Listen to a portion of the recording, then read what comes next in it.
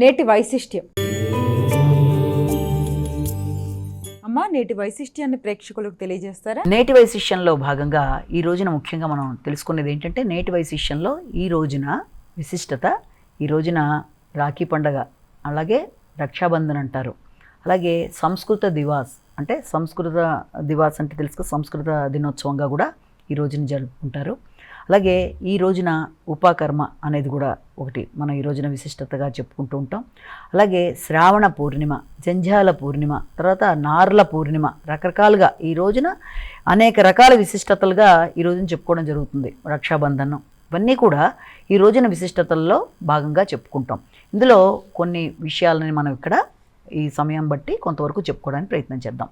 ముఖ్యంగా రాఖీ అనగానే, రక్షాబంధన్ అనగానే ఏంటంటే సోదరుల మధ్య జరిగే ఒక చక్కటి అనుబంధానికి సంబంధించిన ప్రతీకగా ఈ రాఖీ పండుగని చేసుకోవడం అనేది జరుగుతుంది. అంటే అన్నదమ్ముల యొక్క శ్రేయస్సు కోరి వారి యొక్క అభివృద్ధి కోసం వారి యొక్క సోదరి వర్గం వారికి రాఖీ కట్టడం అనేది, తర్వాత వారి రాఖీ కట్టడం బట్టి వాళ్ళకి అన్ని విధాల రక్షగా నిలబడడానికి వాళ్ళ గురించి మేము అన్ని రకాల జాగ్రత్తలు తీసుకుంటాం అన్న అనుబంధానికి గుర్తుగా రాఖీ పండుగ జరుపుకుంటారు. దాని పూర్వపరాలు కూడా మనం చూసుకున్నట్లయితే ఇది ఇక్కడ ఇప్పుడు వచ్చినట్టుగా కాదు, పురాణాల్లో కూడా దీనికి సంబంధించిన రాఖీ పండగకి సంబంధించింది ఉంటుంది. మామూలుగా శ్రావణ పూర్ణిమగా మనం ఈ రోజున చెప్పుకున్నప్పుడు, శ్రావణ మాసంలో శ్రవణ నక్షత్రంతో పౌర్ణమి ఏర్పడిన రోజున మనం శ్రావణ పూర్ణిమగా, శ్రవణ నక్షత్రం వెంకటేశ్వర స్వామి నక్షత్రం కనుక శ్రావణ పౌర్ణమిగా చాలా విశేషంగా చెప్పుకోవడం అనేది జరుగుతుంది. శ్రావణ పౌర్ణమి నాడు జనరల్గా చాలామంది సత్యనారాయణ స్వామి వ్రతాలు చేసుకోవడం అనేది, అలాగే పౌర్ణమి వ్రతాలు, అలాగే శ్రావణ పౌర్ణమి నాడు అనేక పున్నమి వ్రతాలని చేసుకోవడం, 33 పున్నమి, ఇలా రకరకాలుగా చేస్తారు. అయితే ఇక్కడ ఈ రోజున మనం అనుకుంటున్న దాంట్లో విశిష్టతలో ప్రధానమైన భాగంగా ఏంటంటే ఈ రాఖీ పండగ, రక్షాబంధన్, రక్షాబంధన్లో ఈ రక్ష కట్టేటప్పుడు కూడా బలికి సంబంధించిన ఒక చక్కటి శ్లోకాన్ని అనుకుంటూ అది కడతారు. అంటే అసలు రక్ష అంటే ఏంటంటే, నీకు నేను రక్షించడానికి నేను ఉన్నాను అన్న భావన. ఇందులో కూడా ఏంటంటే ఒకానొక పూర్వపు కాలంలో మన పురాణాల్లో కూడా చూసినప్పుడు దేవేంద్రుడికి ఈ యొక్క రాక్షసులతో ఈ రకమైన యుద్ధానికి వాళ్ళ మీదకి వెళ్ళేటప్పుడు వాళ్ళ మీద ఆయన మంచిగా సాధించడానికి, ఆ ఇబ్బందుల నుంచి బయటపడడానికి ఆయనకి సచీదేవి కట్టినట్టుగాను, అంటే అది ఒక కంకణం లాగనమాట. అంటే నీకు రక్ష, నువ్వు ఎలాగన్నా ఆమెతో పాటుగా దేవతలందరూ కూడా ఆయన కట్టడం బట్టి ఆ రకమైన యుద్ధంలో ఆయన నెగ్గి వచ్చినట్టుగాను అదొకటి. అలాగే ద్రౌపది ఒకానొక సందర్భంలో కృష్ణుడికి కట్టినట్టుగా, ఆ సందర్భంలో ఒకానొక సందర్భంలో ఆయన వేలు ఏదో ఇబ్బంది పడినప్పుడు ఈ యొక్క శిశుపాలను వధించేప్పుడు ఆ యొక్క చక్రంతో ఆయన చేతికి చిన్నపాటి గాయమైనప్పుడు ఆవిడ తన యొక్క చీర కొంగుతో ఆయనకి అది కట్టిన తర్వాత ఆయన ఆ తర్వాత దుశ్శాసనుడి వల్ల ఆవిడ ఇబ్బందులు ఎదుర్కొంటున్నప్పుడు ఆవిడకి అదేవిధంగా చీరల దగ్గర ఆయన వెనకాల నిలబడినట్టుగా ఈ కథనం కూడా చెప్తారు. అంటే ఆవిడకి ఆ రకంగా రక్షగా ఉన్నట్టుగా అది ఒక కథనంగా చెప్తారు. అలాగే మనం ఇంకా పురాణాల్లో కనుక ఇంకా వెనక్కి కనుక వెళ్ళినట్లయితే, పురాణాలు ఇక్కడ చరిత్రల్లో కూడా కనుక తీసుకున్నట్లయితే ఒకటి ఏంటంటే, ఇటు సచీదేవైనా ఇటు ఇదైనా ఇది ఒకటి.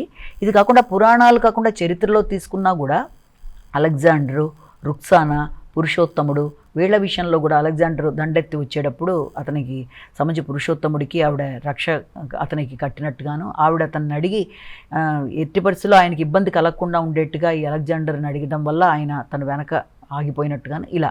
ఇదే కాకుండా హుమాయూన్ అనే వ్యక్తికి, అదే ఢిల్లీకి సంబంధించిన వ్యక్తికి కూడా ఈ యొక్క రాఖీ కట్టినట్టుగా, ఎవరు ఈ యొక్క ఒకానొక గుజరాత్కి సంబంధించిన అదే ఒక స్త్రీ, అంటే ఆవిడ మహారాణి కట్టినట్టుగాను, ఆ రకంగా ఆయన ఆవిడకి అన్ని రకాలుగా రక్ష ఇచ్చినట్టుగా, ఇలా రకరకాల నేపథ్యంలో మనం చెప్తాం అనమాట. అంటే రాఖీ అనేది రక్ష కనుక ఇది ఈ విధంగా. అంతేకాకుండా అమ్మవారు కూడా బలిచక్రవర్తికి కూడా ఆవిడ రక్ష కట్టినట్టుగాను, ఒకానొక సందర్భంలో ఈ యొక్క విష్ణుమూర్తిని ఆయన తన దగ్గర ఆపుకున్నప్పుడు, విష్ణుమూర్తిని మళ్ళీ తీసుకువెళ్ళడానికి అమ్మవారు వచ్చినప్పుడు అక్కడ ఆయనకి బలిచక్రవర్తికి కూడా ఆవిడ రాఖీ కడితే ఆయన ఆ సమయంలో ఆవిడకి ఏం కావాలన్నట్టుగా అడిగినప్పుడు ఆవిడ విష్ణుమూర్తిని తనతో తీసుకెళ్ళిపోవడానికి అవకాశం అడిగినట్టుగాను, ఇలా రకరకాల కథనాలని మనం ఈ రాఖీ పండుగలో తెలుసుకుంటాం. ఏది ఏమైనప్పటికీ కూడా రాఖీ పండుగలో మెయిన్ విశిష్టత ఏంటి అంటే, అది ఒక రక్షలాగా, ఒక ధైర్యంలాగా, ఒక ఆ సోదరి వర్గంతో సోదర వర్గానికి ఏర్పడే ఒక మంచి అనుబంధంగా దీని గురించి చాలా రకాలుగా మనకి కథనాలు ఉంటాయి. అంటే ఆ రోజున వాళ్ళకి సోదరి దగ్గర వాళ్ళు ఒక స్వీట్ తీసుకుని వాళ్ళకి ఒక తిలకం దిద్ది వాళ్ళకి ఈ రాఖీ కట్టి, తర్వాత వాళ్ళకి అన్ని విధాల బాగుండాలని వీళ్ళు కోరుకొని, అదేవిధంగా వాళ్ళు కూడా ఈ యొక్క సోదరికి అన్ని విధాలుగా కూడా సహకారాన్ని, రక్షణ అందిస్తామని నిలబడి, ఇది చాలా ఈ రకంగా ఒకప్పుడు ఏంటంటే ఎక్కువ నార్త్లో దీని గురించి చాలా ఎక్కువ విశేషంగా చేసుకునేవాళ్ళు. తర్వాత రాను రాను అన్ని ప్రదేశాల్లోనూ దీని గురించి ఇలా ఉంది. ఇది రాఖీ పండగ నేపథ్యం. అలాగే జంధ్యాల పూర్ణిమ, ఉపాకర్మ, సామవేద ఉపాకర్మ ఇలా కూడా ఈ రోజున చేసుకుంటారు. అంటే ఏంటంటే విద్యార్థులు, వేదం చదువుకునే విద్యార్థులు ఆ వేదానికి సంబంధించి ఈ రోజున ఈ రకంగా ఉపాకర్మ అనే కార్యక్రమాన్ని చేయడం అనేది, అంటే విద్యకి సంబంధించి మర్చిపోకుండా ఈ ఉపాకర్మ అనేది ఈ వేదాలకు సంబంధించిన అధ్యాయంగా దీని గురించి ఒకటి చెప్తారు. అలాగే జంధ్యాల పూర్ణిమ. జంధ్యాల పూర్ణిమ అంటే జంధ్యాలని మార్చుకోవడం అనేది ఈ రోజున చేసే కార్యక్రమంగా ఈ రోజున చేసుకుంటారు. జంధ్యాల పూర్ణిమగా కూడా చేస్తారు. అదే దీంతో పాటుగా ఈ రోజున ఇంకొక ప్రాముఖ్యత మనం ఏమని చెప్తున్నాం అంటే, దీన్ని ఈ శ్రావణ పౌర్ణమిని, జంధ్యాల పౌర్ణమినే నార్ల పూర్ణిమ అంటారు. నార్ల పూర్ణిమ ఏంటి, ఇదేమి ఇలా ఉంది అనుకుంటే, ఇది ఎక్కువ శాతం మనకి మహారాష్ట్ర ప్రదేశాల్లో అక్కడ నారియల్ అంటే కొబ్బరికాయ, నార్ల పూర్ణిమ అంటే కొబ్బరికాయని వాళ్ళు ఏం చేస్తారంటే ఈ యొక్క నది, అక్కడ సముద్రం దగ్గర నది అక్కడికి తీసుకెళ్ళి అక్కడ దానికి అర్పిస్తారనమాట. అంటే ఏంటంటే అక్కడ 2 విధానాల్లో వచ్చేస్తారు. మొదటి విధానం అంటే ఎప్పుడు అలా అర్పించడంలో వాళ్ళ అభిప్రాయం ఏంటి అంటే, ఈ యొక్క వేటకి వెళ్ళే వాళ్ళు, ఈ యొక్క పడవల మీద వెళ్ళే వాళ్ళకి ఏ రకమైన సమస్యలు రాకుండా ఉండాలన్న భావనతో నదీమ తల్లికి సమర్పించడం అనేది ఒక విధానం. రెండోది ఏంటంటే ఈ రోజున చాలామంది ఉపవాసం ఉండి ఈ యొక్క పలహారంగా కేవలం నారియల్ని తీసుకోవడం అనేది, ఆ రకంగా దాన్ని నార్ల పూర్ణిమ అనే విధానంలో కూడా దాని గురించి విశేషంగా చెప్తారు. అంటే నార్ల పూర్ణిమ, పాల్కూరు సోమనాథుడు కూడా తన దాంట్లో నార్ పూర్ణిమ అని కూడా దీని గురించి చెప్పడం జరిగింది. అంటే ఏంటంటే నూరు పూర్ణిమ, నూరు అంటే ఏంటంటే అది కూడా జంధ్యానికి సంబంధించిన ఒక మాట, జంధ్యంలో వచ్చే పోగులాగా దీన్ని చెప్తారు. ఈ రకంగా దీని గురించి చెప్తారు. అంటే ఎలా చూసినా ఈ రోజున అనేక విశిష్టతల్లో, అంటే ఈ జంధ్యాల పూర్ణిమలు, నార్ల పూర్ణిమలు, శ్రావణ పూర్ణిమ ఎక్కువ మంది ఏం చేస్తారంటే ఈ రోజున విశేషంగా వెళ్ళి ప్రధానంగా ఈ రోజున దేవుడి యొక్క పూజాది కార్యక్రమాలతో పాటుగా ఇళ్లల్లో ఉండేవాళ్ళు ఏం చేస్తారంటే ఎక్కువ శాతం సత్యనారాయణ స్వామి వ్రతాన్ని చేసుకోవడానికి ఎక్కువ ఆసక్తి చూపిస్తారు. ఎందుకంటే సత్యనారాయణ స్వామికి సంబంధించిన పూజాది కార్యక్రమాలు, వ్రతాలు చేసుకోవడం అనేది జనరల్గా చాలామంది పౌర్ణమి నాడు కూడా చేసుకుంటారు కనుక ఆ రకంగా కూడా దీనికి ఆ విశిష్టతగా కూడా దీని గురించి చెప్పుకోవడం జరుగుతుంది. ఇది మాత్రమే కాకుండా ఇంకా ఈ రోజు యొక్క విశిష్టతలో మనం తెలుసుకుంది ఏంటంటే సంస్కృత దివాస్. సంస్కృత దివాస్ అంటే ఏంటంటే సంస్కృత దినోత్సవం. అంటే సంస్కృతం అనేది చాలా చాలా విశిష్టమైన ఒకానొక ఓల్డెన్ లాంగ్వేజ్గా దీన్ని చెప్తారు. ఈ ఫస్ట్ దీన్ని ప్రవేశపెట్టింది ఎప్పుడంటే సంస్కృత దివాస్గా దీన్ని చెప్పుకోవడం మొదలుపెట్టింది 1969లో మొట్టమొదటిసారిగా దీన్ని చేసుకున్నారు. ఎవరి జ్ఞాపకార్థం? పాణిని. అంటే మంచి సంస్కృతంలో ఆయన వ్యాకరణం పట్టు పాణినీయ ఆయన ఉన్నారు కాబట్టి ఆ పాణిని పేరు మీద ఆయన జన్మదినోత్సవాన్ని పురస్కరించుకొని కూడా ఈ సంస్కృత దివాస్ అనేది చాలా అప్పటి నుంచి 1969 నుంచే దీన్ని జరుపుకోవడం మొదలుపెట్టారు. సంస్కృతం అనేది దేవభాషగాను, అలాగే దేవవాణి అంటారు దీన్ని. ఎందుకంటే దేవతల మధ్య మనకి ఉన్న అనేక గ్రంథాల్లో కూడా ఎక్కువ శాతం సాంస్క్రిట్ లిటరేచర్ బ్యాక్గ్రౌండ్గా ఉంటుంది.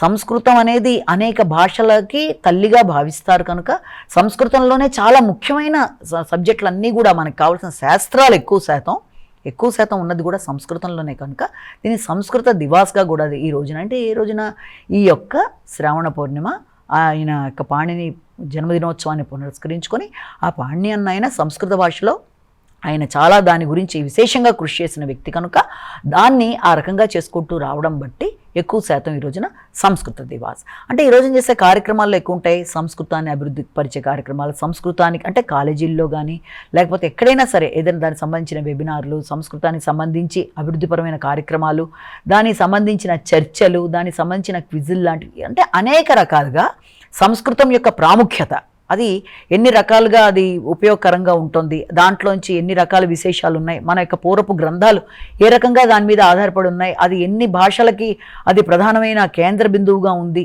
దాన్ని బట్టి మనకి ఎన్ని రకాలుగా మన శాస్త్రాలని దాంట్లో ఉన్నాయి అని అనేక విషయాలని కూడా ఈ సంస్కృత దివాస్ నాడు అందరూ కూడా చర్చించుకుంటారు. అలాగే దానికి సంబంధించిన అనేక కార్యక్రమాలు కూడా అనేక ప్రదేశాల్లో యూనివర్సిటీస్ కావచ్చు, సాంస్క్రిట్ డిపార్ట్మెంట్స్ అన్ని చోట్ల కూడా సంస్కృతానికి సంబంధించినవన్నీ కూడా చాలా విశేషంగా చేయడం అనేది సంస్కృత దివాస్ యొక్క ప్రాముఖ్యతగా చెప్తారు. అలాగా ఈ రోజున ఇంకా అనేక రకాల విశిష్టతల్లో ఉపాకర్మ అనేది ముఖ్యంగా చేసుకునేవాళ్ళు, విద్యా సంబంధమైన విషయాలు, వేదాలు నేర్చుకునేవాళ్ళు ఎవరైనా సరే వేద విద్యని కాపాడుకోవడానికి, అలాగే దానికి సంబంధించిన విషయంలో జాగ్రత్తలు తీసుకుంటూ, అంటే ఆ చదివింది మర్చిపోకుండా ముందుకు వెళ్ళడానికి చేసే కార్యక్రమాల్లో దీన్ని అధిక శాతం చేసుకోవడం అనేది జరుగుతుంది.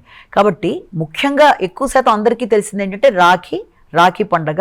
ఆ రాఖీ పండగ టైంలో కూడా దానికి ఒక ప్రత్యేకమైన టైంలో మంచి సమయం చూసుకొని రాఖీ కట్టడం అనేది, దానికి సంబంధించి యానబద్దో అనే చెప్పి శ్లోకం మొదలుపెట్టి శ్లోకాన్ని అనుకుంటూ ఆ యొక్క రక్ష కట్టుకోవడం అనేది, ఆ రక్ష అనేది కూడా వ్యక్తికి అన్ని విధాలుగా కూడా నేను నీకు ప్రొటెక్షన్ ఇస్తాను అని చెప్పిన విధానంలో చేసుకోవడం అనేది, ఇదంతా కూడా ఈ రాఖీకి సంబంధించిన నేపథ్యంలో చెప్పుకోవడం జరుగుతుంది. కాబట్టి ఈ రోజున అనేక రకాల విశేషాల సమాహారమైన రోజుగా చెప్పుకుంటాం కనుక ఇది చాలా చాలా చాలా విశేషమైన రోజు.